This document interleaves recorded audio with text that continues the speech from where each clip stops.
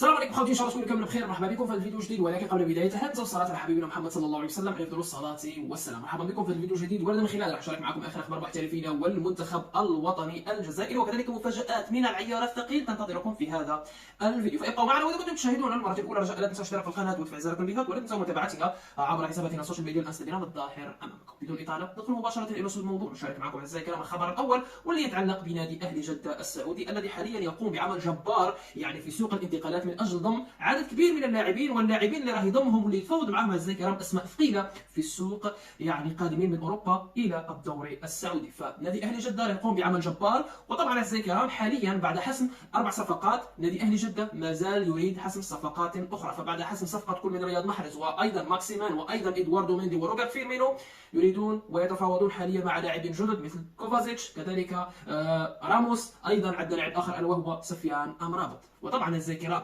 هذا الكم الكبير من اللاعبين اداره نادي اهلي جده لا تتفاوض معهم صدفه، بل لانه الموسم القادم راح يكون نادي اهلي جده محروم من تسجيل اللاعبين، فراح يوقفوه لمده سنه كامله بدون ان يستقطبوا لاعبين جدد. فلهذا اعزائي الكرام نادي اهلي جده حاليا يستغل الفرصه ويستغل اكثر قدر من الوقت ويسابق الوقت اعزائي الكرام من اجل ضم العديد من اللاعبين لكي يؤمن به مستقبله ايضا الموسم المقبل، لانه راح يكون محروم من الدخول في السوق من اجل استخدام بعض اللاعبين. فلهذا راح نشوف نادي اهلي جده يتعاقد مع عدد كبير، وطبعا اللاعبين اللي راح يتعاقد معهم لاعبين كبار وثقال اعزائي الكرام، وعندهم تاريخ ووزنهم ثقيل جدا في الساحه الكرويه.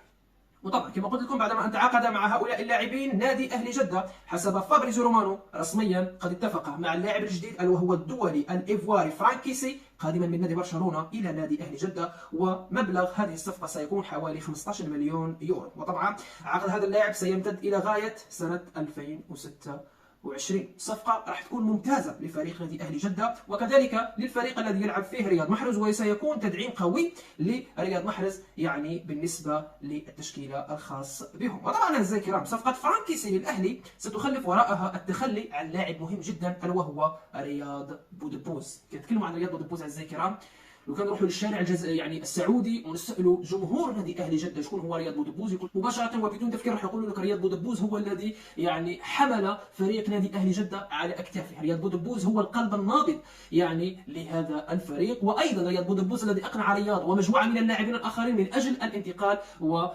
امضاء عقود مع نادي اهلي جده السعودي. وطبعا كنسقسيهم ايضا شكون هو اللي كان القطعه المهمه ومفتاح عوده نادي اهلي جده من الدرجه الثانيه الى الدرجه الاولى، بدون تفكير مرة أخرى راح يقولوا لك رياض بودبوز.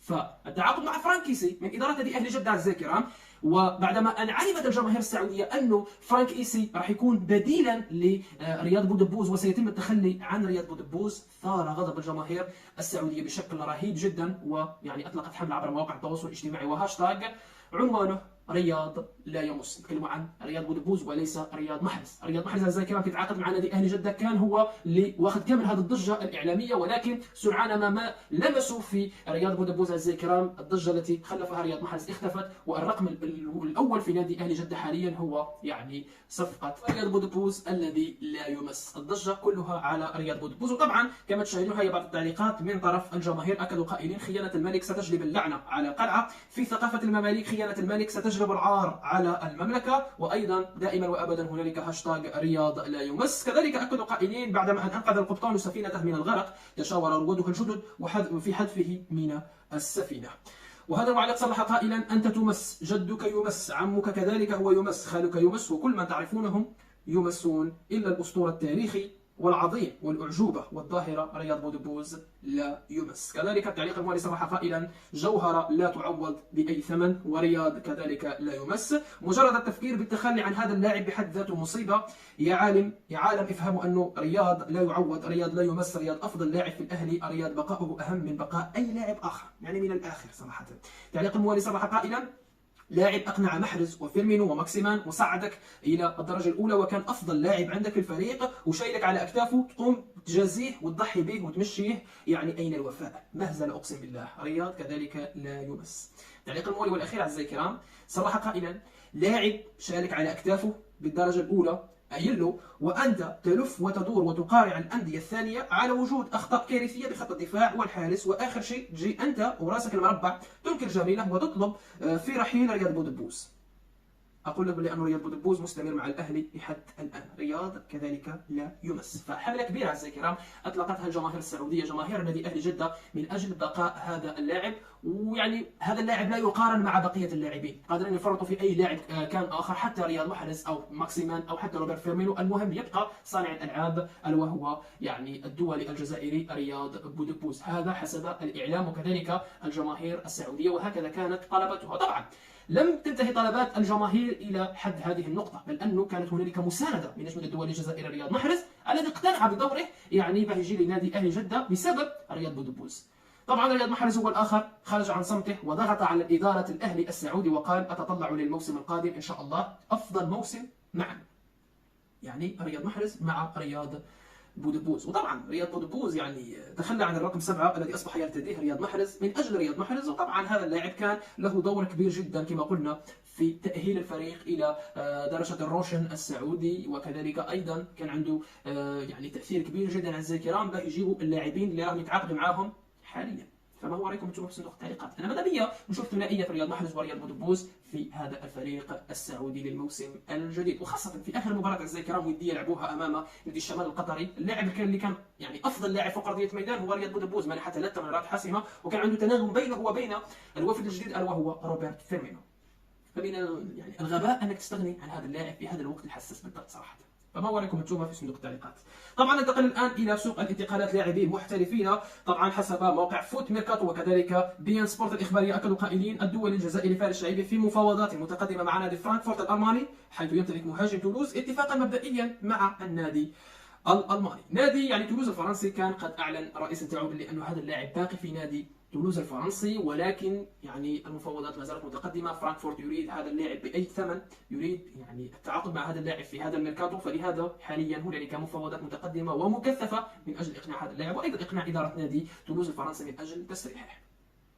طبعا بالنسبه لاخر اخبار نجم الدولي الجزائري رياض محرز، بما اننا تكلمنا عن نادي اهلي جده تصادفت بهذا الخبر حبيت نشاركه معكم. طبعا اكدت بعض التقارير ان رياض محرز غادر لمانشستر سيتي، يعني كان في نادي اهلي جده وغادر الى مانشستر لانهاء بعض الاجراءات الخاصه به وسيلتحق ببعثه الفريق. حبيت نشارك معكم هذا الخبر اعزائي الكرام، باكيد تشوفوا رياض محرز عاد الى مانشستر او ممكن انه راح يعود الى الفريق من اجل توديعهم، يعني ما تطوش هذيك الضجه الكبيره وتقولوا باللي انه رياض محرز خرج من الفريق، فريق نادي اهلي جده ويريد العوده الى نادي مانشستر سيتي، هذا فقط تحسبا للضجه المحتمله اللي راح تصرع اعزائي الكرام في الدقائق القادمه، ولكن ان شاء الله ما تحدث اعزائي الكرام.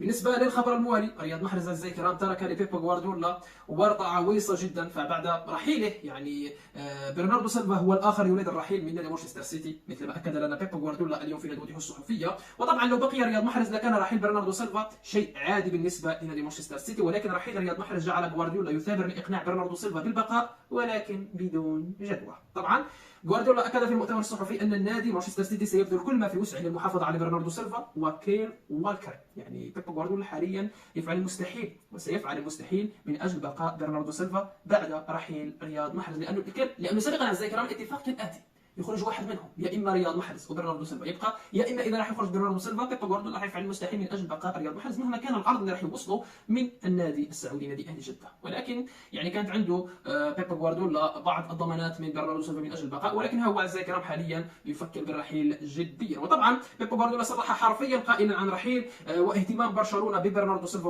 ورحيله المرتقب، صرح قائلا: لا اريد اي لاعب لا يريد ان يكون هنا، أريد أن أعمل مع اللاعبين الذين يريدون البقاء، لكننا نحتاج إلى عرض مناسب ولا يوجد، إذا أرادوا ذلك فسيصعدون على متن الطائرة وسيتحدثون إلى مديرنا التنفيذي. فهنا بيب غوارديولا يؤكد لحد الساعة ما كانش عرض رسمي لبرناردو سيلفا، ولكن هنالك أندية كثيرة مهتمة به، ولكن بيب غوارديولا سيقف يعني بالمرصاد يعني برناردو سيلفا مثل ما وقف بالمرصاد لرياض محرز، ولكن رياض محرز هو الذي يعني أخبره بالرحيل مباشرة. وشرحت لكم سابقا رياض محرز كان يريد الاعتزال في نادي مانشستر سيتي، ولكن هذاك الاجتماع اللي كان بين بيب غوارديولا ورياض محرز كان الاكثر حسما. بيب غوارديولا ما عطاش ضمانات لرياض محرز باه يلعب كلاعب اساسي فوق العاده، يعني عكس ما كان عليه رياض محرز في المواسم الماضيه. فمن ثم ذكر رياض محرز حزم امتعته وقرر الرحيل وذلك بشكل رسمي. كان هذا فيديو اليوم، خبرنا رايكم في صندوق التعليقات، وانتم في رعايه الله، والسلام عليكم ورحمه الله تعالى وبركاته. السلام.